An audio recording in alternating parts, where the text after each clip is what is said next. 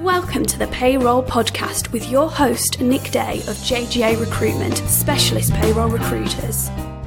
Hello and welcome back to the Payroll Podcast. My name is Nick Day from James Gray Associates Global Payroll Recruiters. I'm really excited to be joined by a big personality in the payroll industry, someone I've been following on LinkedIn for some time, the curator of some brilliant content on LinkedIn. So if you're not following it, please make sure you do. Go and find him on LinkedIn. This is Jon Schausten. Yes. Is that correct? You did great. Fantastic. Jon Schausten, CPP, Director of Payroll and HRIS for OneAmerica. Jon is a bit of a legend in the American Payroll Association, I think it's fair to say. But rather than me give you a bio, Jon, tell us a little bit about yourself. Tell us a little about your background. Sure. I've been in payroll for 21 years this year. So I started off as a small payroll company, left there, went to work for a restaurant chain in Indianapolis, Steak and Shake, worked there for 7 years. Worked for a cosmetic company doing payroll in Indiana. Started my first bit into global payroll.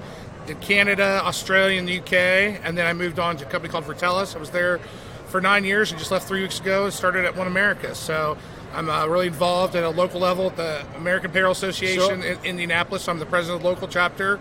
I help teach our study group for CPP, and then I'm also involved at the national APA. I speak.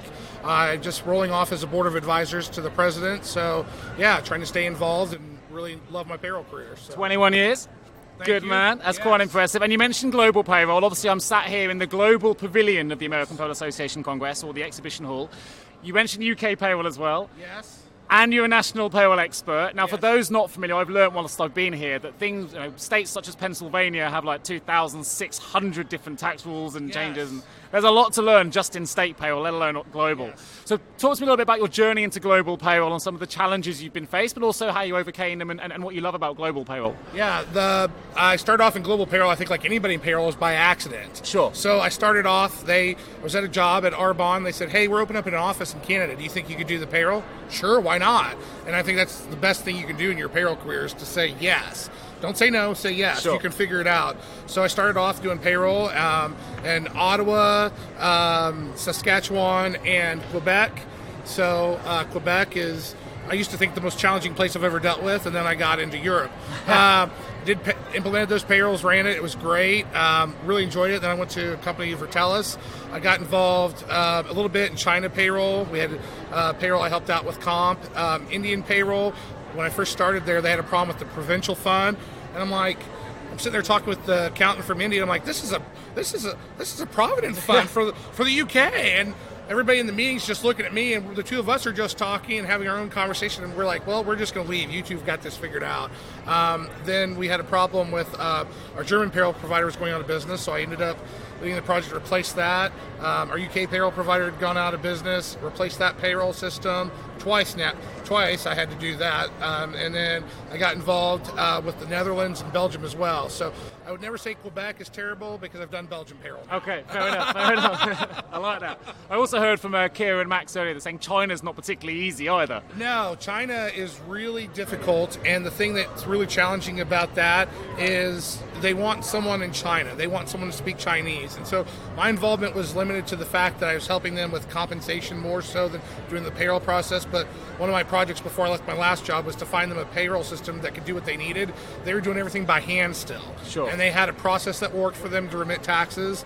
But the challenge was they spent so much time doing a monthly payroll because they did everything by hand. Okay. So I think there's a lot of great companies out there that could have really broadened their horizons, and that would have been one of my top projects before I left. So one of the things I've heard since I've been here is apparently the UK really isn't that challenging compared to some of the others you've come to face. So UK is great. I love UK payroll. It's straightforward. You've got your taxes, you've got completing to the pension scheme. It's great. So it's cut and dry. So I think the UK is wonderful. But to me, the funniest thing about doing like English-speaking countries, Canada and the UK are really similar. Okay. But Australia is more like the US, and I thought that was kind of amazing to me. But there's a lot of commonality. So the one thing I found in every country where you do payroll, you make this much, the government's going to take a big chunk of it, Sure. and then you bring a little bit home. Yeah, mostly for... Yes, every country has their taxes, and you're going to pay them. So as long as you realize that, it's really great. But Australian, by far, the most laid-back people I've had. I used to do payroll at home on Sunday nights because it was noon the next day there. And we'd have problems getting paperwork in, for a pay increase. And I'd call up like, hey, I'm sorry, I can't get your pay in. They're like, no worries, John, just throw it on the next pay. We don't care. Okay. I'm like, so they're real laid back, where if I did that in the U.S., somebody would be trying to hunt me down and kill me. So I think one of the qualities of a true payroller came out there, John, where you're working on a Sunday. I think this will resonate with a lot of the people listening to this podcast, working all the hours of the day to get the payroll out. Yeah, and Max really puts it well with a passion for payroll. You have to care about what you do because it's a thankless job. Nobody ever calls you and says, hey, John, thanks for my paycheck. And so I think you realize that the more anonymous that you are at your job, the better you're doing. So my last boss was always surprised when I'd been at the company for a while, and someone comes up and like, oh, I've never met John before. And she'd be like, I can't believe that you've never met them. I'm like, it's because I'm doing my job. They don't have a complaint. Sure. So it's an expense for a company. It's usually the largest expense. So people want to get paid on time. They want to get paid accurately. If you do both of those things well, you're going to be successful no matter what country it is. Beautifully put. I have to say, the employees might not say well done, but here at the Payroll Podcast, that's what we're trying to do. We're trying to raise their profile and say, well done, John. Great job. And as you can probably tell, John is quite an energetic and engaging speaker, and as a result, the APA always get him involved in the talks over here as well. And you've been delivering a talk on something that's not that familiar with us in the UK, which is about chapters and networking, right? Yeah. And a lot of the payrolls in America have sort of chapters. Well, I'll let you explain what a chapter is, and maybe the UK can take some advice and set up our own. But yeah, I think it's a great idea. So you guys have the Chartered Institute of Payroll Professionals. Sure. We have the the American Payroll Association. So at a high level, that's the overarching for the national. But what they have underneath that is groups or networks of people, like in my case, Indianapolis. We have a payroll chapter for just people in Indianapolis. Now, we're chartered by the National Payroll Association, so we follow rules and stuff like and processes and procedures to make sure that we're aligned with the national APA, but it's on a smaller scale. So there's about anywhere between 25 to 50 of us in a meeting. We usually do it once a month. We get together and we network and we talk to each other, and we deal with issues that are pertinent to us, particularly, in the United States, when Pennsylvania changed their tax code, great point Again, about that. Yeah, we went through some things like that. Indiana laws are changing. I just had a speaker from the state of Indiana come speak at our local chapter because they're changing the way they did the electronic remittance of taxes. So they changed the process. We had them come in and speak. So the local chapter is a great way. I think of it as kind of the foundation of what the national APA is built on. So you get people involved at a local level, they want to get involved at a national level. That's how it started for me. I got involved with my local chapter, and I got really involved at a national level. But it's really good to network with people. The first time I was president of our chapter, I was trying to grow our membership. Sure. So I went on LinkedIn, and I took all my connections, and I looked at them, and I was like, okay, there's got to be more people in Indiana or Indianapolis doing payroll. So I turned off first connections. I typed in payroll in Indianapolis, and all the second and third connections came up. And I just sent a note saying, hey, we haven't met. My name's Jon Schausten. I'm the president of the local chapter of the APA. I'd love to connect with you and let you know more about our chapter. Not a single person told me no. Every person I sent an invitation to connected with me. So it's a great way to kind of grow your chapters, use sessional networking, and be involved. So things like this and things that you do, but the local chapter is kind of creates the groundswell, I think, for people's excitement with payroll. And it was a really great avenue for me to start down my career and being involved with the national APA. Fantastic. It's clearly you're very proactive, which you need to be in payroll, right? And then networking is really important. I don't think we do it enough in the payroll industry. Yeah, I think so. A lot of payroll people like to keep their heads down and stay in their box, stay in their lane. That's right. Don't challenge anything, and I think it's fun to see people like an event like this or things that you're doing where people kind of come out of their shell. And I think it's great because payroll has so much to offer. All the metrics for people, how much money we spend. There's a lot of data in payroll, and I think it can really help a company and help the industry, your industry, learn more about the people that work for you and what you do and how to get things done. So. Fantastic. And obviously I'm always going to be pushing the power of networking. Being a recruiter, we've got to do it. We've got over 500,000 people in our payroll network. Yes. So if there are people listening to this that want to get involved and want access to a network to promote a chapter, I'll be more than happy to help, and I'm sure John would as well. Yeah, definitely. I'm reach out to me on LinkedIn. I'm always available at Jon Schausten on LinkedIn, so I'm glad to help with that. I think anything we can do to help chapters grow and develop and get people to be passionate about payroll. People care about what they do, and you can tell by a conference like this, there's 3,300 people, so payroll is pretty important. So very important. I think it's one of those things that, like you said, we're in a time right now, and from your business, there's more payroll jobs than there are payroll people. So where are they going to come from? They're going to have to be grown and developed, or, in my case, I just started a new job 3 weeks ago. Someone came and found me and wants to use my services. So I think there's a lot out there for networking and the things that you do and great job that you do with helping promote payroll and recruiting people for payroll. So. Fantastic. Now, we're going to go to a quick advert break. Einstein famously said that insanity was doing the same thing over and over again and expecting different results. We believe it's time to try a new approach to recruitment. JGA Recruitment specialise in recruiting the top 15% of payroll and HR talent using innovative 24/7 attraction strategies that are proven to improve quality of hire, candidate retention and return on investment. De-risk your recruitment process today and hire better talent faster with JGA Recruitment. Visit jgarecruitment.com to find out more. So, obviously we're in the Global Payroll Pavilion right here, and I would like to just ask you, what challenges you're seeing in the global payroll marketplace at the moment. We've had Kira and Max talking about compliance and data, but what other challenges are you seeing in the payroll market at the moment, and what are the things that you're doing to overcome some of those challenges? Yeah, I think the biggest challenge, people don't know what they don't know, and I think people are afraid to ask. And I think people have a reliance on, we found this vendor and it's going to be the magic bullet. They're going to fix all of our payroll issues. There's no magic bullet. No, there's no magic bullet. The responsibility starts with you. You're still, no matter what payroll system you use, you're responsible for that payroll. Do the payroll, make sure it's done right, and find a partner that wants to work with you. My success when I started payroll in Australia and Canada and the UK, I didn't know anything about it. I went to, in the UK, I went to Her Majesty's Customs and Revenue site. I learned a lot, but I asked my vendor, I said, listen, this is my responsibility, but I need your help. I will ask a lot of questions. I will need advice. And if I'm doing something wrong, tell me, because I'm going to ask and want to know. I don't think enough people take ownership and accountability, and I don't think people realize it's a marriage, that you have to work with your vendor and make sure you're doing things right, because they're the experts in the field, but you're responsible for your job. So I think that's the biggest challenge, is I think people are too fearful to step up and say, this is mine.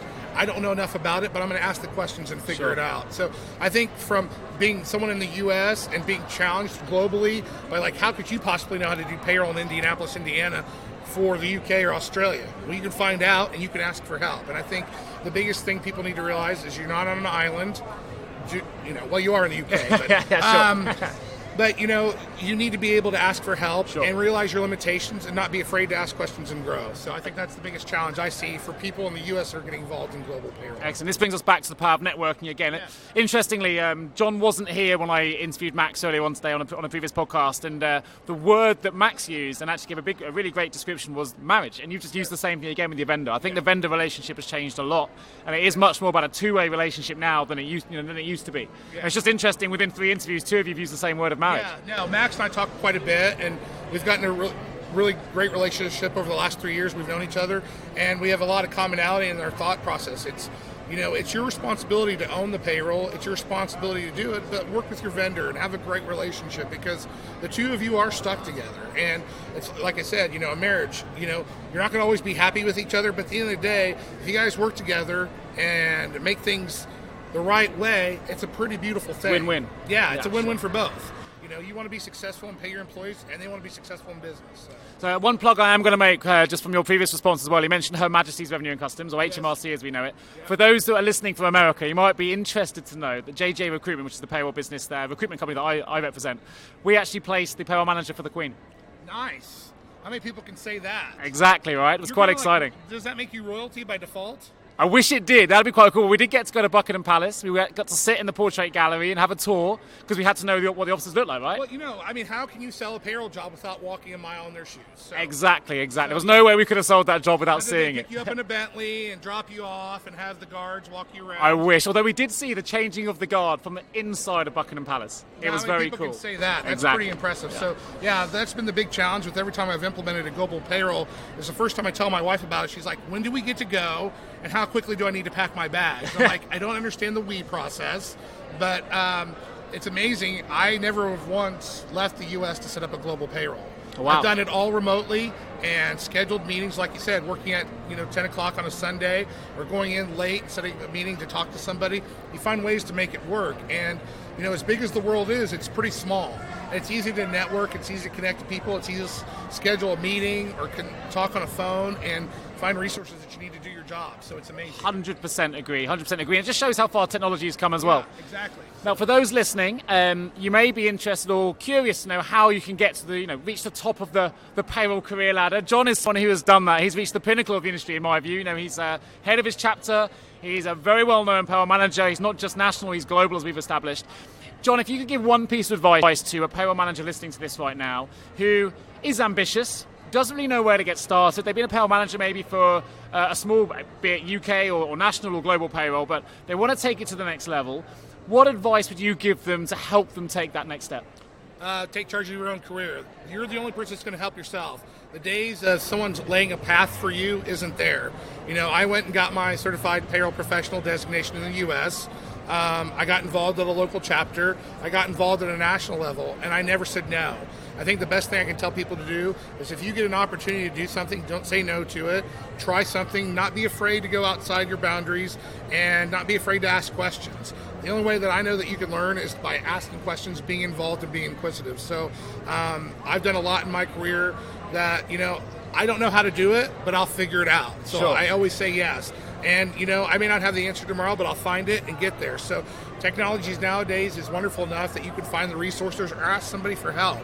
I have a great network of people that if there's something specific, and I know that person that does that, I'm going to go pick their brain. And you know what? People always say yes. They want to help you. They want you to be successful, but you have to take ownership. You have to be responsible. The days of somebody planning your career for you, I'm going to start at this job and I'm going to work 40 years, I'm going to retire. Those days don't exist anymore. So you have to be accountable, you have to take ownership and find the resources to be successful. Absolutely fantastic advice. I couldn't have put it any better. I think that's brilliant. And I would also say from Jon, he said he always says yes. So I've obviously been following Jon's activities on LinkedIn for some time because he releases great content and he's very active, which I think you probably established for the way that you've built your connections, right? Yeah.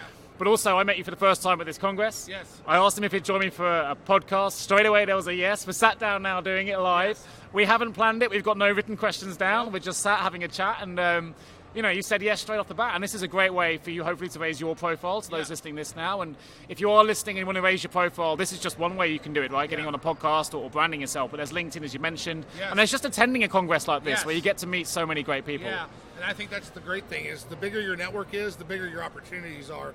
I have a great relationship with recruiters in Indianapolis, and they call me, they're like, Jon, I know you're probably not looking for this job, but I know you're going to know somebody that is. And I always say yes, because you never know where there's going to be a time where you or somebody else that's in your position comes to me and says, hey, I can't find the right person, but will you help me? Sure. And, there's going to come a time where something doesn't work out for me and I need help. I'm going to be able to go back to you and say, Nick, I had a problem. You were able to help me. Look at what we did. So I think those are kind of relationships that another way you can't say no is not be afraid to go and help and network. And we post jobs in our chapter for positions that are open and, being able to talk to a recruiter and say, I think that's another challenge for payroll people now I think about it is how do I sell myself? And I think that's Definitely. where you come in Yeah. and say, you've got the skill, why aren't you talking about it? And I think people have a hard time promoting themselves. And I think that's where it's nice to talk to somebody like you, another recruiter, and say, man, you've got a skill set. Why aren't you talking about this? And I think sometimes the hardest judge you have is that person you look at in the mirror. Sure. And so I think where you have somebody that can give you an honest opinion or share, hey, this is, you're doing pretty good at this, but if you keep working at this, I think this is where you can go. And I think that's a great thing about a recruiter that can give you an unbiased opinion Sure. to tell you where I think you can help and grow in your career. I think you've articulated that better than I could. But interestingly, I've spoken to loads of global payroll professionals and national payroll professionals about their talent struggles since I've been at the beginning of this conference. And they seem to always come back and say, well, we just get people from LinkedIn, right? But the reality is half the community, half the payroll network aren't on LinkedIn. Yes. And this is where networks like this are so strong. And I'm meeting you now, and I know that if I get a position in Indianapolis and needs a global payroll and I can't find that on LinkedIn, I'll pick up the phone and say, Jon, who have you worked with that you could recommend that might be ready for this move? Yeah, or if I don't know that person, I'll find out somebody that does, and it'll still work that way. That's the great thing about networking and talking to people, is it may not be right for you, and it may not be right for one person but two people away, it might be the right fit. 100%. And it's a matter of leveraging people and getting to take advantage of opportunities. And I think, even if it's not the right fit for you, like I said, say yes and ask people for help, and you'd be amazed what you can accomplish. I think face-to-face networking is 10 times more powerful than a LinkedIn search. I think I think it's wonderful. It's hard for payroll professionals because we know everything about people. We know where they live, what they do, how much they make, but it's so nice to actually meet somebody in person and talk to them face-to-face, because it's one thing, when you short somebody $20, but you can see their face, how much that's impacted them, it's a whole nother story. So I've always been humble to my roots and said, no matter how much money someone makes, if you short them some, it's going to hurt them and their family. So think about that with what you do. So I think one of the key things as well, right? I mean, we've met today, but I've been following on LinkedIn. We hadn't met in person. So I would be working, in theory, if I had a position for you, I'd be working off a CV. Right. It doesn't sell your personality. No. You don't get tone from a CV, right? But now we've met each other. Yeah. Oh my God, like it's much easier for me to sell you to a potential client if you were looking for such a standard role now. But this is why also, face-to-face contact, video interviewing, all that kind of stuff, the new tech, we can utilize that. And let's sell personalities. Let's sell people. And payroll's about people too now. No, it's exactly right. Payroll is people. All you do is touch people. The only thing that you do is pay an expense, and it's for people. It's it's not a commodity. It's not a widget. It's people. Your job is to take care of people, and if you do it well, you can be really successful. So tell me about what you're most excited about then, John. Let's go back to Congress right now. Sure. Your new role, which has got new horizons, which must be incredibly exciting. Yeah. What are you most looking forward to? Yeah, tell me about it. At Congress, looking forward. We're halfway through now, so spending time with people I know, networking, that part's my favorite thing. Meeting people like you that I've talked to LinkedIn, connected to on LinkedIn, but not ever put the face with it. So that part's great. For my job, I think it's just a tremendous opportunity. I've got a really good team. I've got a really great boss, and I feel empowered to do my job. And I don't think that's the best part about having a job, is to be excited about it, is feeling the empowerment and the recognition and the opportunity to do something. I think my job does a really good job of, explaining freedom for you to do. You have a network of things that you can do at your job, but you have the freedom to do it and make a difference. And I like that. I like being able to have the ability to change and drive change. So it's a really good opportunity, and I'm looking forward to digging my feet in and when I get back and making a difference. Fantastic. Well, listen, I know we're limited on time, and I think that's almost a good way to finish. But I'm going to ask one more question, because I think you're going to be able to answer this with the gusto and enthusiasm that we need in the industry, right? Yep.